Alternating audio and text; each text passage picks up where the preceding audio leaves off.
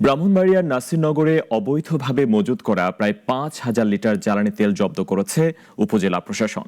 বুধবার সন্ধ্যায় উপজেলার পূর্বভাগ বাজার এলাকায় অভিযান চালিয়ে এসব তেল জব্দ করা হয়।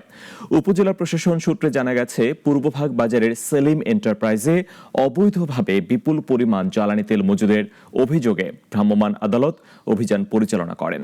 অভিযানকালে প্রতিষ্ঠানটিতে থাকা মোহাম্মদ ফয়সালকে ১০,০০০ টাকা জরিমানা করা হয়।